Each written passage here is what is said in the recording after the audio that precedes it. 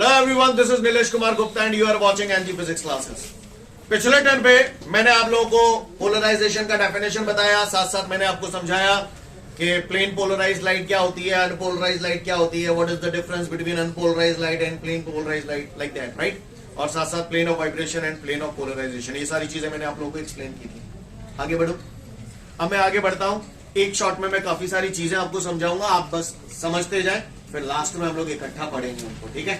तो गौर से देखिएगा, अभी तक कल तक आपने पढ़ा था जब किसी अनपोलराइज्ड लाइट को किसी टूरमैलिन क्रिस्टल या पोलराइड से होकर पास किया जाता है तो हमें प्लेन पोलराइज्ड लाइट मिलती है, राइट गाइस, ये बोला था। अब जरूरी नहीं है कि हर जगह मैं प्लेन पोलराइज्ड लाइट को ऑब्टेन करने के लिए टूरमैलिन क्रिस्टल का ही इस्तेमाल करूं या पोलराइड का ही इस्तेमाल करूं। रिफ्लेक्शन के प्रोसेस के थ्रू भी ऐसा किया जा सकता है, लेकिन इस बारे में जिस साइंटिस्ट ने बताया था उसका नाम है ब्रूस्टर। कौन से ब्रूस्टर। तो चलिए देखते हैं क्या कहानी है आगे की, क्या रिदम है, गौर से देखिएगा सभी लोग। ये एक सरफेस है, क्लियर, ये एक सरफेस है। इस सरफेस को मैंने नाम दे दिया एक्स वाई। क्या नाम दे दिया? इधर की तरफ मैंने मान लिया ये रेयर मीडियम है and this is denser medium. Okay guys, ये रेयर मीडियम है, ये डेंसर मीडियम है। व्हाट इज दिस रे? Incident ray. ये मुझे बता सकते हो बाय द वे ये कैसी लाइट है? अनपोलराइज्ड लाइट है। कैसी लाइट है ये? Unpolarised light. इस सरफेस पे गिर रही है, what is this point? Incident point पे क्या डलता है? Normal. What is this angle? Incidence angle. कौन सा एंगल है ये? जब ये लाइट रे सरफेस पे पड़ती है तो दो काम होते हैं। कुछ लाइट रे रिफ्लेक्ट हो जाती है, एग्री करते हैं आप लोग इस बात से? Incident ray is P Q, reflected ray is Q R, ठीक है। कुछ पार्ट तो रिफ्लेक्ट हो गया और कुछ पार्ट, अब याद करूंगा, जो रिफ्लेक्ट हो गया तो रिफ्लेक्टेड रे नॉर्मल के साथ जो एंगल बनाती है that is reflection angle, right guys. पर मैंने लॉ ऑफ रिफ्लेक्शन में ये पढ़ा था 9th-10th में कि इंसिडेंस एंगल और रिफ्लेक्शन एंगल बराबर होते हैं, इक्वल होते हैं, यस और नो? अगर बराबर होते हैं तो इस एंगल को मैं क्या लिख सकता हूं? आई। समझ में आई? सीन क्लियर है? तो यहां से जो इंसिडेंट रे आ रही थी इसका कुछ पार्ट रिफ्लेक्ट हो गया और कुछ पार्ट रिफ्रैक्ट हो जाता है। जो रिफ्रैक्ट होगा तो रेयर टू डेंसर में जाएगा तो टुवर्ड्स द नॉर्मल। जिस जो लाइट रे ऐसे आ रही है कायदे से इसे ऐसे जाना चाहिए था, पर टुवर्ड्स द नॉर्मल ऐसे होगी या ऐसे होगी? ऐसे होगी। तो ये मैंने रिफ्रैक्टेड रे बना दी towards the normal. Seen clear है सभी को? और this angle is refraction angle. I hope you understand. Here PQ is the incident ray, QR is the reflected ray and QS is the refracted ray. Scene clear है सभी को? काहुए को परेशानी? सबको मेरी बात समझ में आ गई? आगे बढ़ते हैं। साइंटिस्ट जो ब्रूस्टर थे उन्होंने क्या किया, क्या समझा, क्या देखा, ये जरा हम लोग गौर से देखेंगे सभी लोग ऑन द बोर्ड। यही पिक्चर में मैं दोबारा बता रहा हूं, यहां पर इसी में बनाऊंगा तो हौच पौच हो जाएगी, तो यहां समझा रहा हूं, ठीक है। दोबारा से सेम पिक्चर में रिपीट मार रहा हूं, यहां पर ये रफ वर्क कर रहा हूं। ये इंसिडेंट रे है, ये आपकी अनपोलराइज्ड लाइट है, सही बोल रहा हूं ना? और ये रिफ्लेक्टेड रे और ये नॉर्मल और ये रिफ्रैक्टेड रे। सीन क्लियर है? तो जो साइंटिस्ट ब्रूस्टर थे उन्होंने जब अनपोलराइज्ड लाइट किसी सरफेस पे डाली, ये इंसिडेंस एंगल है, तो उन्होंने देखा कि जो रिफ्लेक्टेड रे थी और जो रिफ्रैक्टेड रे थी उसमें हमें कुछ वाइब्रेशंस ऐसे मिल रहे थे और कुछ वाइब्रेशंस ऐसे मिल रहे थे। ऐसे ही यहां पर मिल रहे थे और ऐसे ही रिफ्रैक्टेड लाइट में भी मिल रहे थे। क्लियर? सीन समझ में आ रहा है आप सभी को? ये क्या इंडिकेट कर रहे हैं इसको समझे। यहां जो डॉट डॉट डॉट मैंने बनाए हैं वो इस बात को इंडिकेट कर रहे हैं कि जो वाइब्रेशन है वो ऐसे है, परपेंडिकुलर टू द बोर्ड। समझ गए? और जो इस टाइप के एरोज मैंने बनाए हैं वो इस बात को इंडिकेट कर रहे हैं कि यहां पर जो वाइब्रेशंस मुझे मिल रहे हैं वो पैरेलल टू द प्लेन।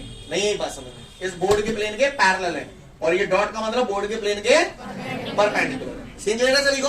यानी उन्होंने देखा कि जब अनपोलराइज्ड लाइट किसी सरफेस पे डाली जा रही थी तो रिफ्लेक्टेड लाइट और रिफ्रैक्टेड लाइट दोनों में कुछ vibration perpendicular to the plane थे और कुछ वाइब्रेशंस पैरेलल थे। अब ब्रूस्टर ने क्या किया, अनपोलराइज लाइट को ऐसे डालने की बजाय फिर उन्होंने इसका एंगल बदल दिया। अब इंसिडेंस एंगल की वैल्यू चेंज करी, की या नहीं की? जब वो इंसिडेंस एंगल की वैल्यू धीरे धीरे करके चेंज करते गए तो उन्होंने देखा कि ये जो परपेंडिकुलर टू द प्लेन वाले वाइब्रेशंस थे वो संख्या में धीरे धीरे बढ़ते जा रहे थे और जो पैरेलल वाले थे वो कम होते जा रहे थे। ऐसा उन्होंने रिफ्लेक्टेड लाइट में नोटिस किया। इसकी बात नहीं कर रहा हूं, रिफ्लेक्टेड लाइट की बात कर रहा हूं। क्लियर? ऐसा उन्होंने नोटिस किया और फिर उन्होंने देखा कि एक पर्टिकुलर इंसिडेंस एंगल पे केवल जो वाइब्रेशन बचे वो कौन से वाइब्रेशन बचे? जो कि परपेंडिकुलर टू द प्लेन थे। नहीं, यही बात समझ में क्लियर है? जो कि परपेंडिकुलर टू द प्लेन थे। अब आप बताओ कि यहां पर जो वाइब्रेशंस आपको दिखाई दे रहे हैं रिफ्लेक्टेड लाइट में, वो एक स्पेसिफिक प्लेन में है या हर पॉसिबल प्लेन में? स्पेसिफिक प्लेन में है, परपेंडिकुलर टू द प्लेन। अच्छा, direction of propagation of wave के कैसे है? तो इसका मतलब ये कैसी लाइट है? Plane polarised light. Getting my point everyone? कैसी लाइट है ये?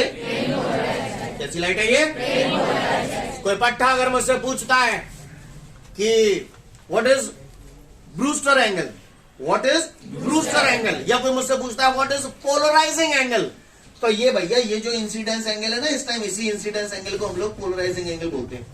पोलराइजिंग एंगल वो इंसिडेंस एंगल होता है जिस पर reflected light plane polarise light हो जाती है। Clear? The incidence angle at which the reflected light becomes plane polarise light is called Brewster angle, और you can say polarizing angle. किसी पट्टे ने अगर मुझसे पूछ मारा कि भैया पोलराइजिंग एंगल क्या होता है या ब्रूस्टर एंगल क्या होता है, तो हम उसे बोलेंगे पोलराइजिंग एंगल या Brewster angle is that incidence angle at which the reflected light becomes plane polarise light. नहीं है मेरी पास सीन क्लियर है? तो यहां पर अगर ये पोलराइजिंग एंगल होगा तो मैं इसे आईपी लिखूंगा, ये आईपी है तो ये भी आईपी होगा, क्योंकि इंसिडेंस एंगल और रिफ्लेक्शन एंगल बराबर होते हैं। अब यहां पर केवल कौन से वाले वाइब्रेशंस मिलेंगे? ये वाले वाइब्रेशंस मिलेंगे। ऐसे आप अपने नोट्सों में फिगर में बनाना है ना, और यहां पर तो दोनों टाइप के मिल सकते हैं। सीन क्लियर है ना? भाषा समझ में आ रही है? अगर आपके नोट्सों में ये डॉट और ये ऐसे नहीं बने हो तो आप बना सकते हैं। समझ में आ रही बात? वैसे मेरे ख्याल से बने होंगे कहीं ना कहीं, है ना? इधर देखिएगा सभी लोग। तो यहां पर मेरे को डेफिनेशन एक क्लियर हो गई है अभी तक। किसी ने मुझसे पूछा ब्रूस्टर एंगल या पोलराइजिंग एंगल होता क्या है, तो मैं आपको बता दूं ब्रूस्टर एंगल और पोलराइजिंग एंगल कुछ भी बोल दो, तो Brewster angle is that incidence angle at which the reflected light becomes plane polarised light. Got it everyone? ये एक डेफिनेशन होगी ब्रूस्टर एंगल की। एक और डेफिनेशन, यहां पर जब मुझे ये इंसिडेंस एंगल जिस पर reflected light plane polarised light होती है उसे आप पोलराइजिंग एंगल बोलते हो। इस पे एक विशेष बात और हुई, हमें प्लेन पोलराइज्ड लाइट तो ऑब्टेन हुई सो हुई, एक खास बात और थी। इस इंसिडेंस एंगल पे हमने एक खास बात और देखी कि हमेशा कौन सी रे, कौन सी रे, ये हमेशा एक दूसरे के परपेंडिकुलर आती है। क्लियर? तो दूसरी डेफिनेशन बनती है। किसी ने पूछा ब्रूस्टर एंगल क्या होता है, तो Brewster angle is that incidence angle at which the reflected ray and refracted ray are perpendicular to each other. नहीं बस अभी हम लोग इसे प्रूव भी करेंगे। क्लियर? तो ब्रूस्टर ने क्या बोला? Brewster angle is that incidence angle at which the reflected ray and refracted ray are mutually perpendicular. Scene clear है? किसी ने अगर मुझसे पूछ लिया ब्रूस्टर एंगल क्या होता है तो मैं चमका दूंगा। सीन क्लियर है? कहोगे कोई परेशानी? आगे बढ़ जाऊं? आगे सुनिए। इससे पहले कि मैं आगे बढ़ूं, ये फिगर आप लोगों को उम्मीद करता हूं समझ में आ गया होगा। सीन क्लियर है भैया सभी को? अच्छी बात है। इससे पहले कि मैं आगे की कहानी बताऊं, मैं एक छोटी सी पहेली आपसे पूछना चाहता हूं। बताओगे पहेली? मैं कुछ नया फिगर नहीं बना रहा हूं, मैंने सिंपल यही फिगर बनाया है, ये वाला है ना। इसमें सपोज करिए ये 60 डिग्री है एंड दिस इज 30 डिग्री, और ये R है, ये Q है, ये S है। दिखाई दे रहा है ना? R, Q और ये S दिखाई दे रहा है आपको? क्लियर? मुझे आपसे ये जानना है कि what is the value of angle RQS। Angle RQS, RQS बोला ठीक है, कैसे निकाल रहा हूं? हाँ, तो कईयों टेस्ट में समझ में नहीं आ रहा हो मुझे। क्लियर? इधर देखिए, जिसको एंगल RQS यानी एंगल Q की बात कर रहा हूं, यानी मैं आपसे यही एंगल तो पूछ रहा हूं, तो मुझे मालूम है ये पूरा एंगल कितना होगा? अब 180 में तो या 60 है निकालता हूँ या 30 है निकालता हूँ तो यही तो बचेगा। तो मैं इसे ऐसे नहीं लिख सकता क्या, आर क्यू एस बराबर 180 माइनस 60 प्लस 30। कहा गलत कर दो मैंने, नहीं मैंने कहा गलत कर दो। समझ गए, समझ गए, सोच लो। हवाल करेंगे तो बुरा तो नहीं लगेगा, लग जाए मैं क्या करता हूँ। मैं चलूँ आगे बढ़ू फिर मैं। अगर यहाँ तक आपको सारी कथा क्लियर है तो मैं अगली बात पे आता हूँ, गौर से देखिएगा आप लोग, है ना। तो अभी तक हमको केवल एक ही बात क्लियर हुई है भैया। अच्छा, ये रामायण मैंने समझाई कि वो इंसिडेंस एंगल बढ़ाती गई, फिर उन्होंने देखा कि एक पर्टिकुलर इंसिडेंस एंगल पर reflected light plane polarised light मिली। कहानी समझ गए पूरी। तो अभी तक मैं एक ही बात समझाऊं यार कि ब्रूस्टर एंगल या पोलराइजिंग एंगल क्या होता है। तो ब्रूस्टर एंगल या polarizing angle is that incidence angle at which the reflected light becomes plane polarised light, और you can say the angle at which the reflected ray and refracted ray are mutually perpendicular is called polarizing angle. कितनी बात समझ गए। अगर कोई मुझसे ये पूछता है what is the Brewster's law, Brewster angle बताया अभी मैंने, अब कोई पूछे ब्रूस्टर्स लॉ क्या होता है, तो ये रहा ब्रूस्टर लॉ का। किसी ने पूछ लिया ब्रूस्टर्स लॉ क्या होता है तो आप ये बोल देना mu is equal to 10 IP। क्या बोलोगे, mu is equal to 10 IP। This is the Brewster's law. है कोई माइकल लाल जो मुझे बता दे म्यू क्या होता है, क्या होता है। म्यू रिफ्रैक्टिव इंडेक्स होता है। मुझे बता सकते हैं यहाँ पर म्यू कौन से मीडियम का रिफ्रैक्टिव इंडेक्स होगा, है कौन से का, तो मैं कैसे पता चलो एयर को होगा। इधर देखा, मैंने बताया था रिफ्रैक्टिव इंडेक्स जब भी लिखा जाता है तो इधर कौन सा मीडियम होता है और इधर कौन सा होता है, और इसमें मेन कौन सा वाला होता है, इधर वाला या इधर वाला, इधर वाला। तो कौन से मीडियम का रिफ्रैक्टिव इंडेक्स हुआ ये, यहाँ पे आंसर कौन सा है, नहीं ये बात, यानी ये जो रिफ्लेक्टिंग सरफेस है ना इसका रिफ्रैक्टिव इंडेक्स है। यानी what is mu, this is the refractive index of the reflecting surface. Yes और no, what is mu, refractive index of the IP. क्या होता है, चलो polarizing angle. What is IP, what is IP, what is tan, tangent, what is tan, tangent, sine cosine tangent सुना होगा ना mathematics में। Listen everyone, किसी पट्टे ने अगर मुझसे पूछ लिया ब्रूस्टर लॉ क्या होता है, तो according to the Brewster's law the refractive index of the reflecting surface is equal to the tangent of polarizing angle। समझ गए।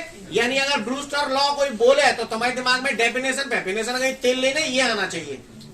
According to the Brewster's law, चलो बोलो, refractive index of the reflecting surface is equal to the tangent of polarizing angle। Scene clear है सभी को, काव्य को परेशानी हो तो बताए नाने तो फिर सुने, बचपन में सुना था स्नेल्स लॉ। क्या है Snell's law, mu is equal to sine i upon, तो साइन आई की जगह क्या लिखता हूं, बाटे साइन आर। मैंने बचपन में यहां सुनी है टेन थीटा बराबर sine theta upon cos theta, वो पीटा तो sine i p upon cos i p. Clear है। साइन आई पी थे साइन आई पी सेंट है जाएंगे, है या नहीं है, जाएंगे। साइन आर बराबर cos theta cos i p, नहीं है बात समझ में। तो साइन आर बराबर क्या ही है, यही लाला। कॉस थीटा बराबर मैंने बचपन में सुना है साइन 90 माइनस थीटा, पढ़े नहीं पढ़े, साइन थे साइन सटक जाएंगे। तो आर बराबर 90 माइनस को आई पी जालंग ले आऊंगा तो प्लस को है जाओ, आई पी प्लस आर बराबर एज अ फॉर्मूला याद रखना। सीन क्लियर है। माला पट्टा तो मुझे कहा गई मोते यूं कह रहे हो कि इस बात को प्रूव करके बता दो कि पोलराइजिंग एंगल पे reflected ray and refracted ray are mutually perpendicular. कहा कह रहे हो मुझे जा बातें प्रूव करके बता दो कि पोलराइजिंग एंगल पे रिफ्लेक्टेड रे और refracted ray are mutually perpendicular. ये तो मुझे परपेंडिकुलर सिद्ध करनी है। अगर मैं कैसे भी करके एंगल आर क्यू एस, ये इनके बीच का एंगल अगर 90 डिग्री ले आऊंगा तो ये परपेंडिकुलर सिद्ध है जाएंगी, बोले है जाएंगी नहीं है जाएंगी। तो मैं कहा लाने की कोशिश करूं 90, एंगल आर क्यू एस कितना आ जाए 90। तो भैया आप मुझे बताओ मैं यहाँ पे क्या लिखूं, एंगल आर क्यू एस काय के बराबर होगा, जे भाई कहानी है, जो पूरा 180 है तो 180 माइनस, मैंने समझ में नहीं आई क्या है वो जी है, समझ गए। ये पूरा यहाँ से यहाँ तक का 180 है, 180 में से ये आईपी और आर निकाल दिया, यही नहीं है बिना समझ गए। तो नालायको एंगल आर क्यू एस बराबर 180 minus ip plus r, 180 minus 90, 180 minus 90, very good, समझ गए ना आप लोग, अच्छी बात है। तो 180 माइनस 90 मैंने लिख दिया 90, और एंगल आर क्यू एस का 90 आना किस बात को प्रूव करता है student, reflected ray and refracted ray are mutually समझ गए आप लोग। अब हमने पढ़ तो लिया सब कुछ, अब हम सिस्टमैटिकली थोड़ा थोड़ा करके पढ़ेंगे, ठीक है, क्लियर। सबसे पहला क्वेश्चन आप लोगों के सामने क्या है कल के बाद, explain the production of plane polarise light. Production समझ में आया, ब्रूस्टर ने पहले अनपोलराइज लाइट देखी तो उसमें दो तरीके के वाइब्रेशन मिल रहे थे, कुछ परपेंडिकुलर मिल रहे थे, कुछ पैरेलल मिल रहे थे, फिर उन्होंने बार बार इंसिडेंस एंगल चेंज करके देखा, तो जो परपेंडिकुलर वाले थे वो बढ़ते जा रहे थे, पैरेलल वाले, और एक पर्टिकुलर इंसिडेंस एंगल पर रिफ्लेक्टेड लाइट में केवल एक ही तरीके के वाइब्रेशन बचे, that was perpendicular to the plane. समझ रहे हैं। तो किस तरीके से प्रोडक्शन किया जाता है प्लेन पोलराइज लाइट का, भाषा समझ में आ रही है। पहले तो जा फटाफट रीडिंग ले लो जाके। तो सभी लोगों ने production of plane polarise light पढ़ लिया, रिफ्लेक्शन प्रोसेस के थ्रू कैसे प्लेन पोलराइज लाइट हम लोग प्रोड्यूस करते हैं। इसके बाद हमारे सामने अगला क्वेश्चन है, डिफाइन ब्रूस्टर्स लॉ। कौन सा लॉ, ब्रूस्टर्स लॉ, गिरो। According to the Brewster's law, come on say the statement, refractive index of the reflecting surface is equal to the, समझ गए, ये ब्रूस्टर लॉ हो गया। और ब्रूस्टर लॉ में अगर वो आपको बोलते हैं prove that the reflected ray and refracted ray are mutually perpendicular to each other at polarizing angle, दोनों क्वेश्चन चिपका देना, अगला यही होगा जाके बाद में क्या ब्रूस्टर लॉ के बाद पढ़ दो फटाफट, फिर आगे बढ़ूंगा। इसके बाद हमारे सामने अगला क्वेश्चन है, डिफाइन पोलराइजिंग एंगल। वैसे आपको बता दूं पोलराइजिंग एंगल और करके लिख लो ब्रूस्टर एंगल, इसे हाँ वो लिखा है, मैं तो पहले कह रहा हूं, तो पढ़ लो बड़ा, क्या होता है बताओ पोलराइजिंग एंगल।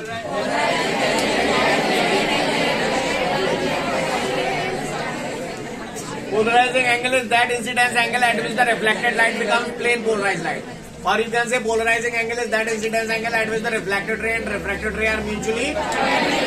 पढ़ लो फटाफट, फिर आगे बढ़ूंगा। वेल इसके बाद हमारे सामने कुछ एक न्यूमेरिकल्स दिए हैं, तो न्यूमेरिकल्स हम लोग थोड़ी देर बाद देखेंगे।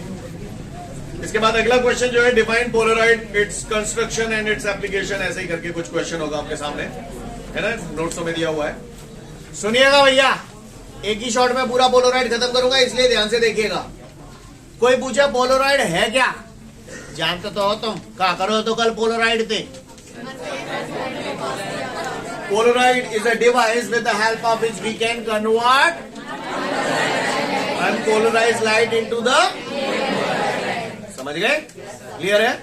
तो पोलराइड एक सिंपल एंड चीप डिवाइस है which is used to create the plane polarised light, clear है, क्लियर। सॉरी, पोलराइड एक मेथड है, एक तरीका, एक डिवाइस है जिसके जरिए हम लोग अनपोलराइज्ड लाइट को प्लेन पोलराइज्ड लाइट में बदल सकते हैं, क्लियर है। अब ये जो कंस्ट्रक्शन है इसका, वो कैसा कंस्ट्रक्शन है वो मैं आप लोगों को समझाता हूं, हम लोग ध्यान से देखेंगे सभी लोग। Ready all of you. इसमें एक फिल्म होती है नाइट्रोसेल्यूलोज की, काय की, मैं जो भी बोलूंगा ना वो आप लोगों को मेरे साथ बोलना है, क्लियर, और थोड़ा तेज बोलना है, क्लियर, पागलों की तरह नर्राना नहीं है, लेकिन है। तो ये क्या है, काय की फिल्म है, नाइट्रोसेल्यूलोज की फिल्म। ये सेल्यूलोज समझते हैं आप, कैसा मटेरियल होता है, ट्रांसपेरेंट होता है, ट्रांसपेरेंट।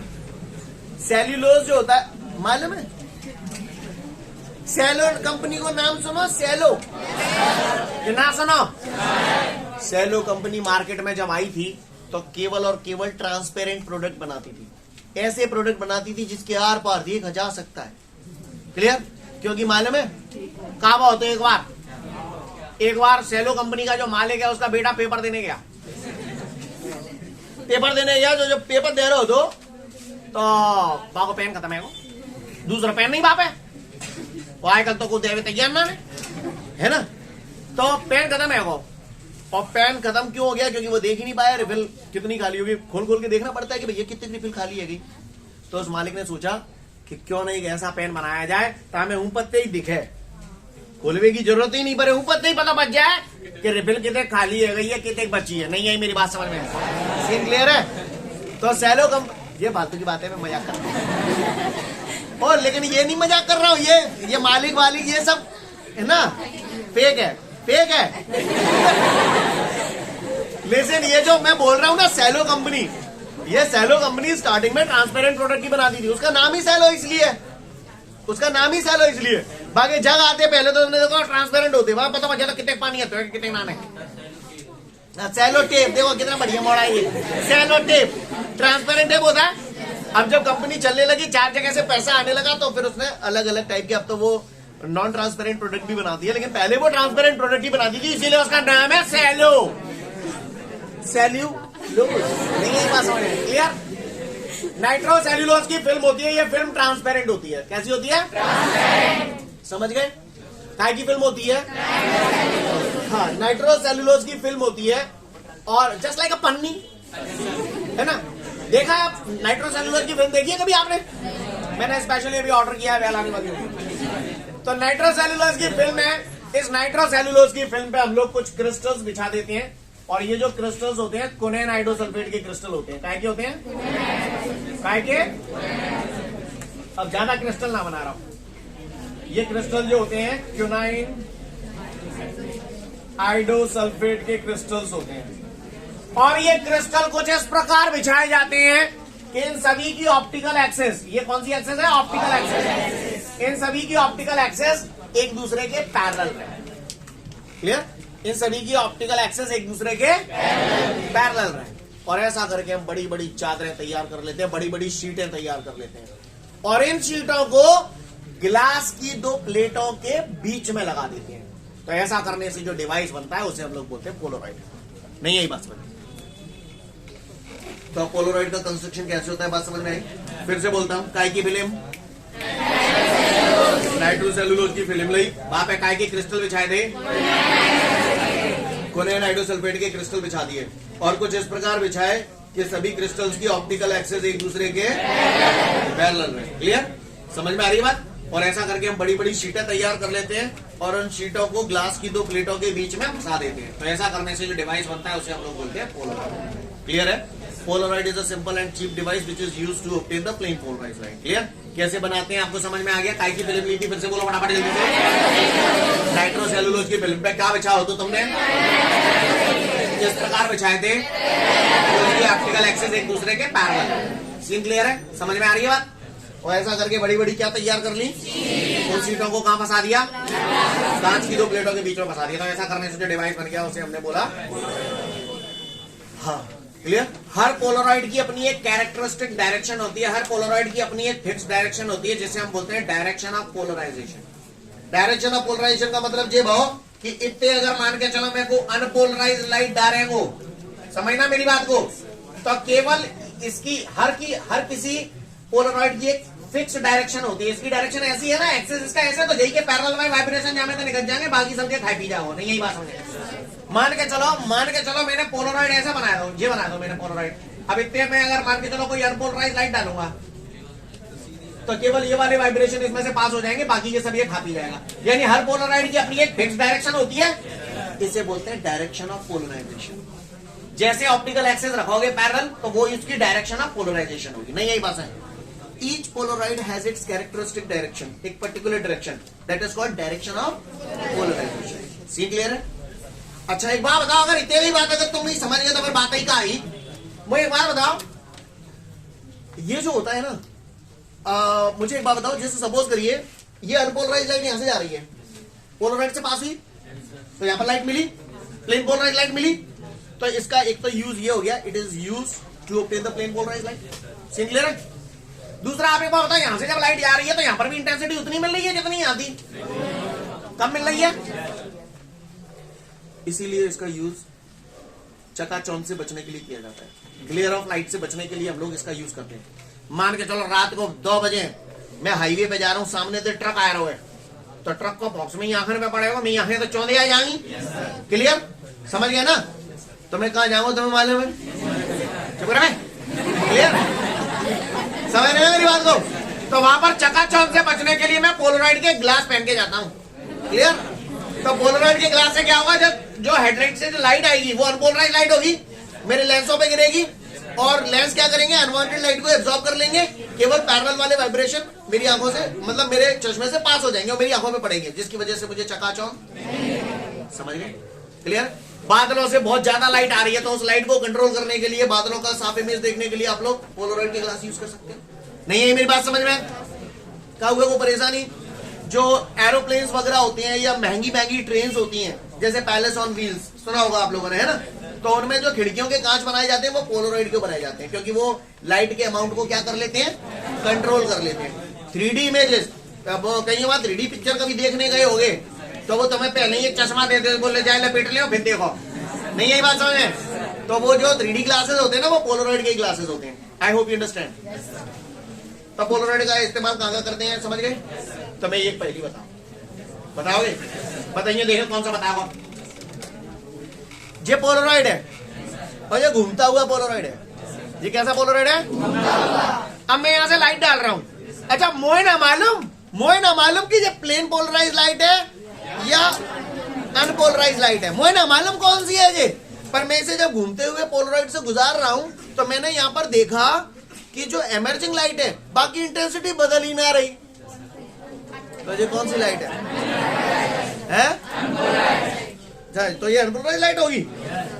अच्छा, तो फिर एक और बताओ, ये लाइट है, मुझे ना मालूम कौन सी है, पर मैंने इसे जब घूमते हुए पोलराइड से गुजारा, तो intensity of emerging light change ही ना है रही।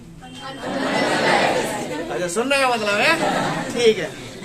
एक और लाइट है, अब मैं इसे घूमते हुए पोलराइड से गुजार रहा हूं, मुझे ना मालूम कौन सी लाइट है, पर जैसे ही मैंने इसमें से गुजारा, मैंने देखा intensity of emerging light change हो रही थी। तो इसका मतलब पोलराइड से मैं ये पता पा लेंगे कि फलानी लाइट, यानी मैं इस बात को एनालाइज करने के लिए भी पोलराइड का यूज करता हूं कि लाइट प्लेन पोलराइज लाइट है या unpolarize light. I hope you understand guys. तो फटाफट पोलराइड, उसका कंस्ट्रक्शन, उसके एप्लीकेशंस, गो थ्रू इट। ठीक है, तो फिर आज के लिए पर्याप्त है, कल फिर मिलते हैं। Thank you everyone, have a great day to all of you guys.